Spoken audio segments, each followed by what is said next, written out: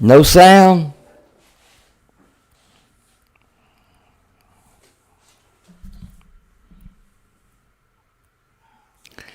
Damn, I don't understand what is wrong. Go into your audio settings and be your picture and make sure reload the caches. No volume? No volume, huh? You can hear me now? Press 1. Damn, I don't understand what. Alright, here we go. Let's get this doggone late show started.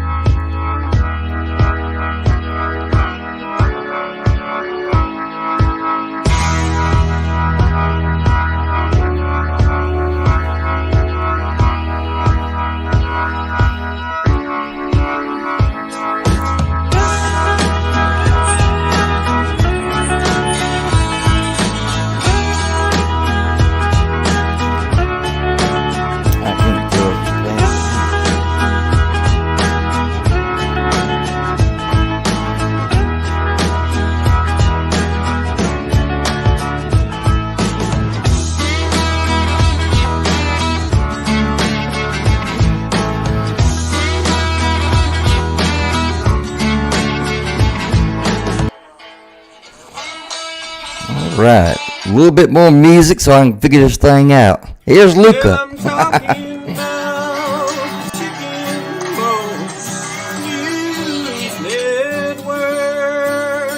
So when you're sitting there all alone, come join in the fun of putting America first, where we don't censor nothing.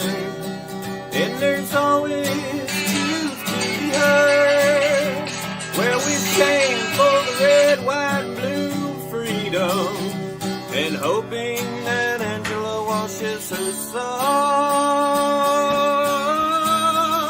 Oh, welcome to the Cbnn News Network. I reckon I'm just going to have to cancel. I'm going to have to cancel this one.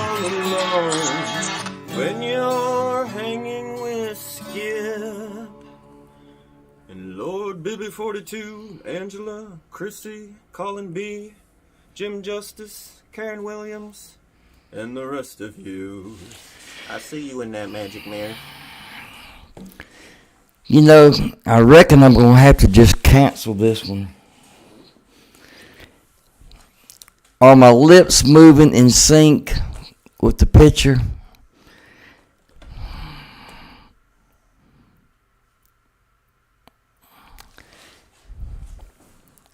Are you able to hear me, and are my lips moving in sync with the picture? Or is the sound too loud, or... Hell, let me laugh for a minute. How about this? See how gas prices going up? We getting ready out here. I ain't gonna get one of them Teslas. Is it lagging? Is everything lagging? We need this right here, baby. All we need is horse and cash. Shit.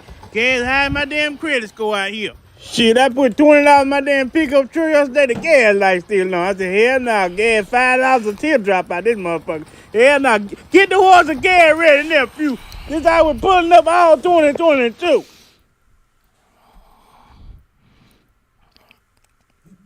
All right, let me laugh again while I try to figure this out.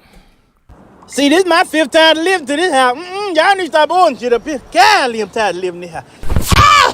Golly, I done broke my shit. Are you able to see everything good? Woo, let me lay down. Let me lay down, player. Golly. Hey. Is everything okay on here? Tell them they got an injured Amazon's worker down up here up on this lady porch. Golly, whew, I'm out, y'all. I'm out. Let me get my ass up. Golly. Gas going up. Hear everything. I can't afford to be out work. Let me get my ass up. I know I ain't gonna pass no drug test. I just smoked the blunt. God. Right, just a little bit Woo! Got to be more careful, y'all. Hey, your stuff gonna be out here on the porch. I'm stack it up over in the corner. Shit, I see you. Ah! Damn! All right, Lord I have done broke mercy. my back. Hey, I feel like that delivery man laying on his back. God. All right, look here. I got some good stories for y'all tonight. If y'all can see it and hear it okay. I should have done a little bit more practice on this. But, Juicy Smollett, he got 150 days, and he's in jail now. I saw this today, and I figured y'all might get a kick out of it if y'all hadn't seen it. And then I'm going to show you what I did in honor of Juicy Smollett. Check this out.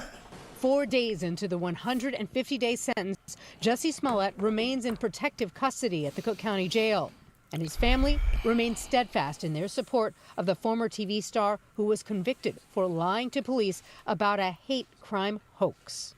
He's very strong. It's a very angering situation. It's been a complete mental marathon for him and my family. But he's very strong. He's very focused. Smollett's youngest brother visited him yesterday at the jail, where Smollett is in a cell by himself and being monitored in the medical wing. He's in a regular jail cell in the psych ward. So there is no special treatment being given to him. None of that is happening. He is very much in a jail cell, a regular jail cell. We're just focused on getting our brother out of jail. He should have never spent a day in jail. Smollett's attorney filed an emergency motion to get Smollett out of jail, attaching an affidavit from a doctor saying COVID poses a health risk to Smollett. His family also fears the potential of an attack in prison. They say they have been receiving threats about Smollett on social media and via phone.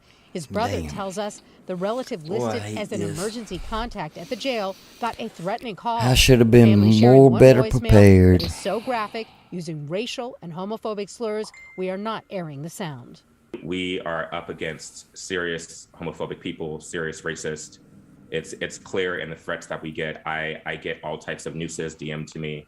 I get all types of pictures of my brother with a noose around his neck. The special prosecutor has time to respond to the emergency motion before an appellate judge decides whether Smollett should be released from jail. As for COVID at the jail, a spokesperson for the Cook County Sheriff's Department tells us there are currently 15 COVID cases out of 6,100 people in custody. At the Cook County Jail, Leah Hope, ABC 7 Eyewitness News.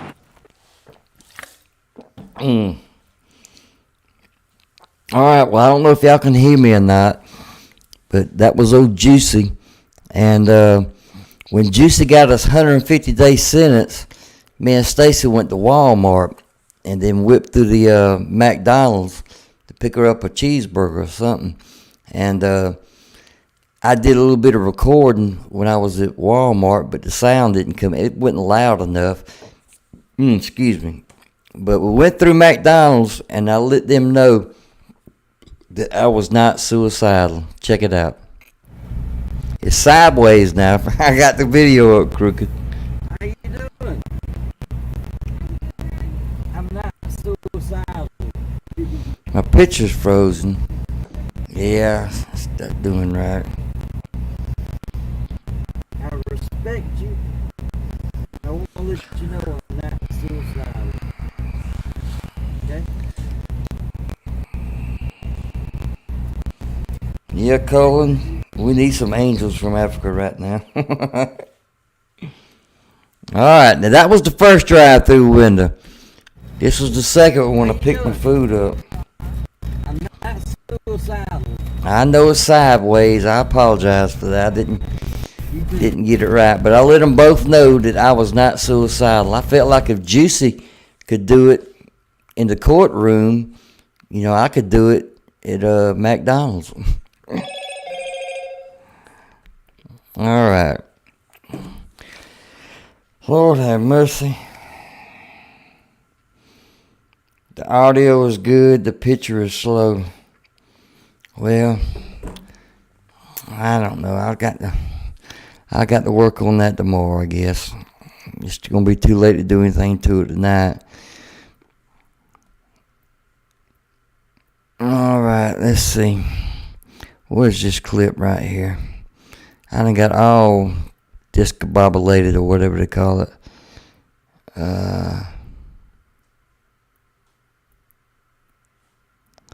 Let's see what this is. Two brothers are now charged with the murder of a WGN. I'm just gonna have to run wild with it right now until I can get it figured out. On her way home from work. Yeah, this is a. Today we're learning more about what Well, just check it out. You'll see what it leading is. up to Selena Claiborne's death. Rob Sneed joins us live from the Cook County Criminal Courthouse with Audio, no video, Gibson. Yeah, one of those brothers, 17-year-old DeMonte Watson, and the other, 22-year-old Gregory Watson, both charged with murder tonight. Selena's I thought family. everything was gonna be assigned ready relief. tonight. Selena Claiborne was a ray of light for so many, her family, her friends, and the WGN community. Authorities charged 17-year-old DeMonte Watson and his 22-year-old brother Gregory with first-degree murder following the shooting death of the WGN security guard. Today, the teen appeared before a judge who denied his bond. According to Chicago police, Claiborne was on her way home from her shift at WGN when she stopped for gas in the 6700 block of South Jeffrey just after 3 in the afternoon Monday. Authorities say the Watson brothers approached her in her vehicle as she sat in her car. Defendant 2 is seen on video leaning into victim Claiborne's driver's side, and within seconds, defendant 2 shoots multiple times. Authorities say the 35-year-old mother of 2 was shot in the left shoulder and face. The witness says they saw the whole thing. Witness 1 described We'll get it better defendant 1 tomorrow. DeMonte as skinny. But I got some good stories for you nonetheless. Bright red If you underwear. can't see me, that ain't no bad thing. And if you can't really hear me, that really ain't no bad thing. But I got some good stories for you. And I'm going to describe them best I can and talk a little bit about them.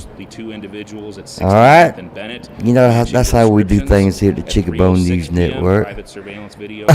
If we get lemons, we make lemonade out of it. Located at 6854 South Bennett. Police recovered 2 handguns. Authorities say testing showed that 2 shell casings recovered from the scene were fired from one of the recovered handguns. Gregory Watson gave investigators a recorded statement. He said that he told her that he just wanted the car. Watch me for you. You know I don't understand what you're talking about. You're talking Chinese to me. We'll talk tomorrow, and you can help me figure all this out. To his brother, who then hit both of them. Claiborne was the sister of a Chicago police officer. Today, Superintendent David Brown offered his condolences. First of all, condolences. There is a relationship with CPD officers to the victim as well. And so condolences to the family. Obviously, we are grieving with this family, and we are doing everything we can to hopefully bring some small measure of closure to the family with this arrest. And tonight, Selena's family is in the process of making funeral arrangements. They also have a GoFundMe page set up. And for more information on that, you can go on our website at WGNTV.com. Reporting live at 26 in Cal, Rob Sneed, WGN News. All right. I accidentally come across this story right here, and it was pretty interesting. And, you know, I always tell y'all you got to worry about what's outside your front door. Well, it ain't just outside your front door, but it's also in the funeral home. Now, this girl right here, she was pronounced dead at the hospital, and they put her in the body bag, and they loaded her up and took her to the morgue. All right, well, old buddy, when he finally got around to embalming her or whatever, he opened up the bag, and here's this old girl staring up at him. All right, let's see. Here it is right here. Check it out. At the Southfield Fire It's a good Department, story. an internal investigation is underway to find out how paramedics determined a woman was dead when she was, in fact, very much alive. Thank you so much for joining us tonight. I'm Carolyn Clifford. And I'm Dave Llewellyn. Thankfully, that 20-year-old's eyes were open when a worker at a funeral home in Detroit unzipped the body bag she was in. 7 Action News reporter Kimberly Craig live at Sinai Grace Hospital in Detroit, where she is now in critical condition, Kim. And, you know, this is both heartbreaking and so very scary. It really is, Dave and Carolyn. And Tamisha Beauchamp's mother wants people to know that she is a very beautiful and very lively young woman, and they are desperate for answers. Right now, Tamisha is here at Sinai Grace Hospital on a ventilator and in critical condition, rushed here after a worker at a funeral home about a half-mile away called for help. They were about to embalm her, which is most frightening. Had she not had her eyes open, they would have begun draining. Now look at that lawyer real close. Very, very. And tell me his eyes ain't real close together. Would have begun embalming her. That's a sign of a small hat right there. Home on Schaefer in Detroit unzipped the body bag that 20-year-old Tamisha Beauchamp was in. Her beautiful eyes were open because she was actually alive. Tamisha's family called 911 early Sunday morning when they found her unresponsive in their home in Southfield. And for 30 minutes, we're told paramedics with the Southfield Fire Department worked to revive her. And based on what paramedics told an ER doctor on the phone, Tamisha was declared dead. Sunday afternoon, the funeral home called 911 when they found her alive. Had this not happened, no one would have known. Had the funeral director gone about his business, drained her blood, and embalmed her, no one would have known that Tamisha was sent to the funeral home alive. Alive. Tamisha is now on a ventilator here at Sinai Grace Hospital as the Southfield Fire Department conducts an internal investigation to figure out how such a dire mistake happened. Tamisha's family has retained attorney Jeffrey Feiger to help them fight for answers, including how much of that delay in getting Tamisha medical care may have cost her young life. In the time she's in a body bag, literally in a body bag, when she needed to be in a hospital, and now she's on a respirator. And she may be on a respirator because of that delay. And we're hoping that she survives. And Tamisha now in critical condition here at Sinai Grace Hospital. And a spokesperson for the Oakland County Medical Examiner's Office said they did not pick up her body based on her known medical history and because foul play was not suspected. We will certainly keep you updated on this heartbreaking and, as you said, Dave, very scary story. Back to you both in the studio. Kim, thank you for the update there. All right, now I tell you what, that would have been a mess if I would have been that guy at the funeral home and I opened up that body bag getting ready to go to work, put me a little embalming fluid in her and go on and, you know, fix her up and put her in the casket and let everybody come look at her. And Lord, but if I opened that bag up and I was seeing that girl staring back up at me, I tell you what, I probably would have had to find a new job. But a lot of bad things happen to these funeral homes. You know, we don't hear about a lot of it. Well, I ain't going to say a lot of bad things happen, but some bad things do happen at these funeral homes. And this one right here was caught live stream. It was back doing the, you know, where couldn't nobody go anywhere or anything. Couldn't even go to a funeral. Or you couldn't go to the hospital to visit anyone. You couldn't go anywhere, basically. We was completely shut down in our homes. Well, they had this funeral here, and they live streamed it. You know, you couldn't be there, but they won't let you see it anyhow. So they live streamed it, and when it was all over with, they forgot to cut the live stream out, the camera off. And yeah, anyhow, y'all check it out. Well, all new at 6 tonight, an On Your Side investigation. Now, due to COVID-19, funeral services have gone virtual. Sometimes the technology can reveal that going virtual is really not as simple as it seems. And in this case, no one ended the virtual stream of a funeral service. And now the family is upset by what they claim they saw and they heard after the funeral service. They spoke with On Your Side's Ken Amaro, who joins us now. Ken? That's correct, Heather. We all know that when a loved one transitions to a final resting place, it's often difficult for family members who are left behind. And in this case, the family was looking for closure, but they say they don't have it, all because of what you pointed out. Someone forgot to stop the live stream of the funeral service. DeJuan James died 2 weeks shy of her 37th birthday. An immense loss to husband Richard and her children. She passed in her sleep. Due to COVID-19, the funeral service was virtual. James says they all left feeling there was closure. Here, I left the funeral, the service, thinking everything was ended. But it wasn't. We got a phone call from my pastor stating that when the video was still showing on YouTube, the video stream was still streaming and the microphone was still on. I was lost for words. Jim says he was troubled to see how his wife's body was handled and by what he heard from those in the room. One statement was made that she was really heavy, and a gentleman walked up and stood over top of her and said, "Who's this? She's cute. She looked like she could use prayer." He says his wife's dignity was stolen in those moments. I was very upset because, I'm trying to get some closure. James has now retained attorney John Phillips. There's protocols here on what they're supposed to do. Phillips calls it emotional distress and a breach of contract.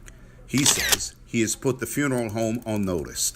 The whole purpose is closure and dignity, right? That's what they're selling is dignity, and they didn't give that. On Your Side reached out to the funeral home for comment. We were told, "We've apologized. Our intent then and now is to serve the family with respect. Any further comment would have to come from our attorney." And I don't want to see anybody else have to go through this. Now, I reached out to the Department of Financial Services and was told that Florida law provides that all remains at all times must have respect Well, and dignity. if y'all can and they hear would me, be that's glad half to the look into battle. this particular situation. We'll get the picture Attorney in, Phillips told me figured that out his client tomorrow. will now file Okay? a formal complaint. Back to you.